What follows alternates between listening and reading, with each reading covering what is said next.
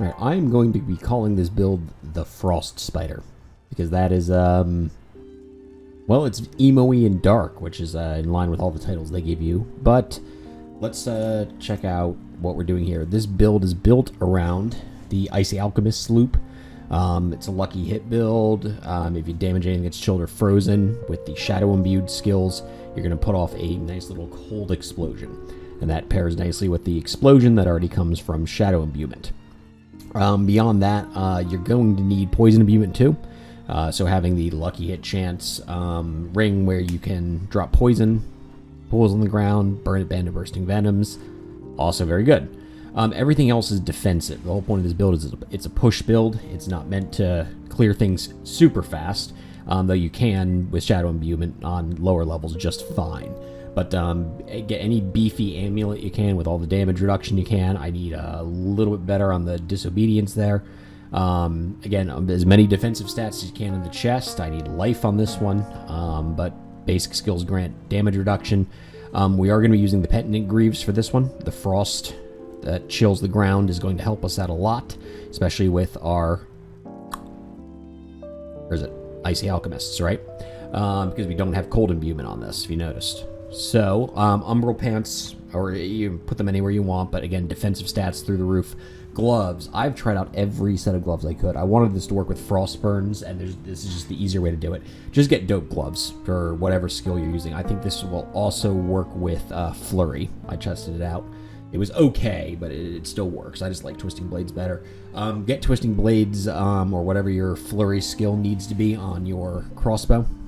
And beyond that, there's a couple ways to run this. So if you're speed farming, just run the expectant aspect.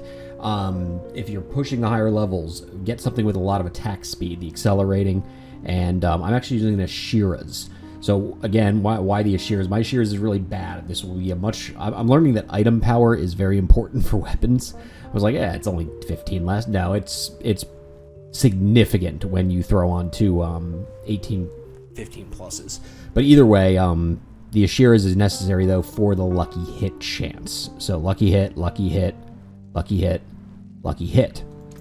Because it pops off our Icy Alchemists. So you got a 43% lucky hit chance with that level of gear. Which you think is overkill, but I kid you not, it does not work as well when I take the Ashiras off and lower the lucky hit chance. It's only...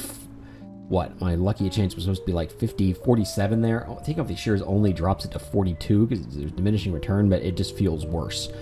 Get Puncture with Fundamental Puncture. If you don't know about that yet, yes, that's how you make things vulnerable. It's nice. Twisting Blades, standard line on Twisting Blades, go for Advanced. Damage reduction close, heal yourself. This is why we're using the speed, by the way, instead of the extra damage at higher levels, because critical hitting is, well, awesome, and it heals you. Shadow Imbuement, obviously, yes. Select the one that makes everything vulnerable. Poison Imbuement for damage reduction on the poison. Generate energy when you kill things with Shadow. And then get your lucky hit tree. Beyond that, grab Haste and Momentum.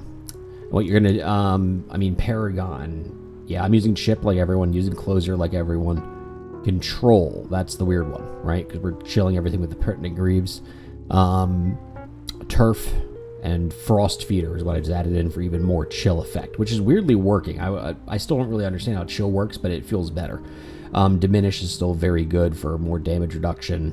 Combat, I've leveled up, and efficacy. You're using poison abuse skills. If if you're running a speed build of this and you have something else that gives Shadow Imbuement, yeah, throw on the efficacy. It's much better. That is everything. Let's run an 80. Oh, and by the way, I pushed up to 90 with this build, but I keep disconnecting or getting random errors or anything else. So I'm not even bother rolling hundreds until I actually have a stable connection with the game. Because by the time I've lost so many good ones while pushing, it's just kind of ridiculous. So getting 100 blind burrows or whatever else Rogue is good at is with right affixes would just drive me up the wall if I lost it. So there's my rant about the game. Sorry, I was a little messed up last night, and I forgot to completely mention the actual thing that makes the build work. Smoke grenade.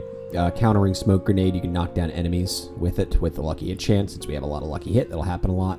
And get trick attacks aligned. So every time you knock something down or hit something that's dazed, they're knocked down. Being knocked down increases your crit chance against things, which is awesome.